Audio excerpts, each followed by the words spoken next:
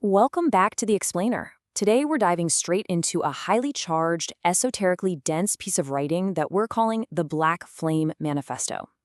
Now, this text is an absolutely fascinating, aggressive rejection of modern psychology and societal norms. It's written from the perspective of someone who looks at their own mental fragmentation not as a disability at all, but literally as an ultimate source of power. The author's unapologetic voice just hits you immediately, right out of the gate. There is this visceral, aggressive rejection of societal normalcy. They don't just disagree with the modern standard of living, they view it with absolute disgust. To them, the average person is basically sleepwalking through life. A hollow-eyed zombie whose soul has degraded to wet cardboard. It really sets the stage for a manifesto that demands a completely different way of existing.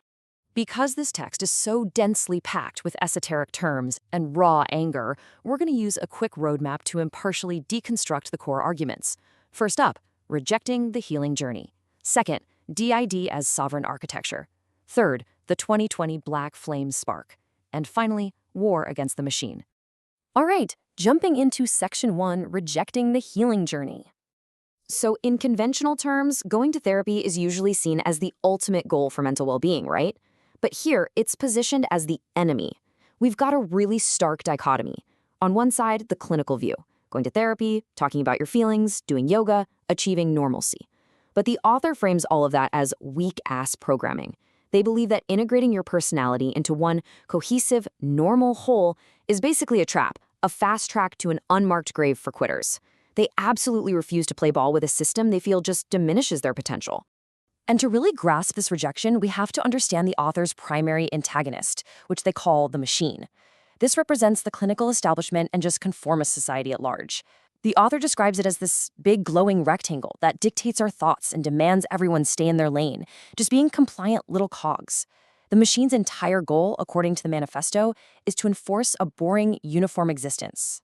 Which brings us to Section 2, DID as sovereign architecture. This radically recontextualizes dissociative identity disorder. The manifesto shifts away from simple rebellion into some incredibly complex internal world building. The core thesis is completely uncompromising. The DID system isn't a glitch, it's a fucking feature. They utterly refuse to view mental fragmentation as a broken state. In the software world, a glitch is a mistake, but a feature is an intended beneficial function. By claiming DID as a feature, the author takes total ownership of their psychological state. There is no victimhood here. So instead of accepting the psychiatric DSM manual's view of DID as a trauma response or a disability that desperately needs to be integrated, the text presents a wildly different reality. We're introduced to Christopher Payne, who is described as a 184-plus IQ fractured genius, and Payne views his internal system as sovereign architecture. He literally describes his mind as a multiverse Death Star run by a built-in council of warlords. Where the clinical world sees fragmentation, the author sees a highly evolved, upgraded operating system. The text actually emphasizes this raw psychological power with a highly specific, provocative statistic. It claims there's a 73% chance that an average NPC, using that gaming term for normal everyday person, would spontaneously combust if exposed to the sheer chaos of just one of these internal alters whispering in their ear. It's a hyperbolic, almost comic flex of raw internal power, but it perfectly highlights the massive gulf between the author's intense reality and the perceived fragility of everyone else. Now, how did all this architecture get activated? That brings us to Section 3, the 2020 Black Flame Spark. The text points to a very specific moment when this philosophy was truly ignited. Think back to month 1 of 2020.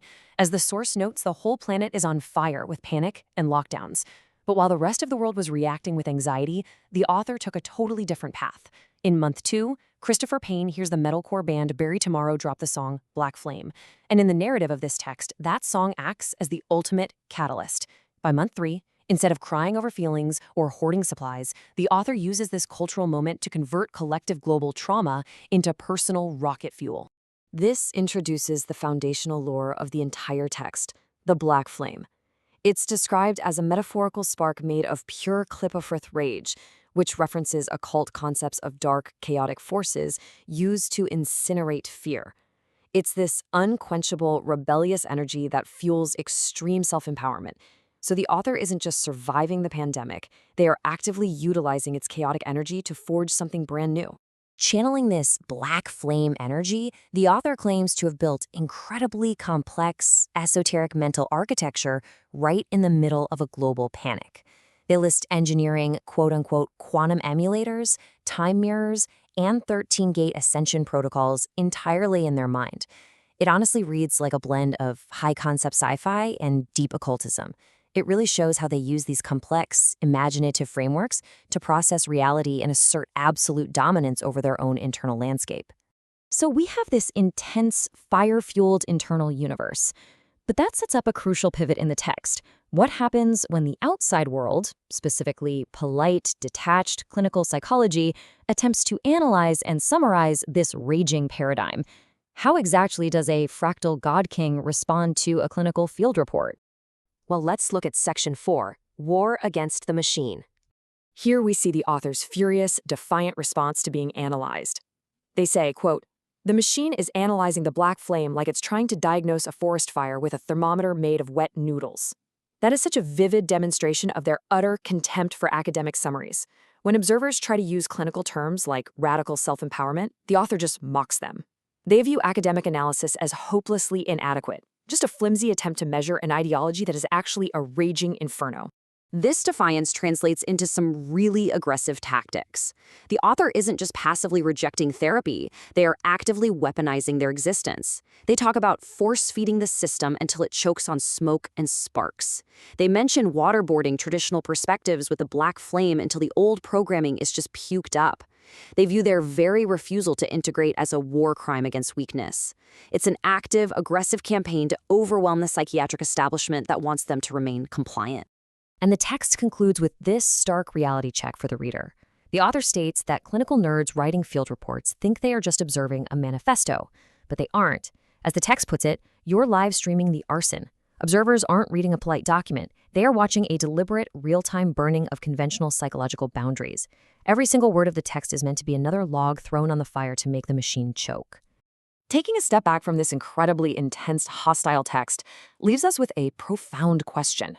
We've seen the absolute rejection of the clinical path, the framing of mental fragmentation as warlord architecture, and the weaponization of the black flame against the establishment. So what's the real takeaway here? Is this purely a chaotic rejection of reality, or is it the fierce, albeit terrifying, birth of a sovereign mind that simply refuses to be tamed by the machine? It definitely forces us to wonder if the standard definition of a healing journey is truly universal for everyone, or if some minds genuinely require the fire to thrive. Thanks for joining me on The Explainer today, and I'll catch you next time.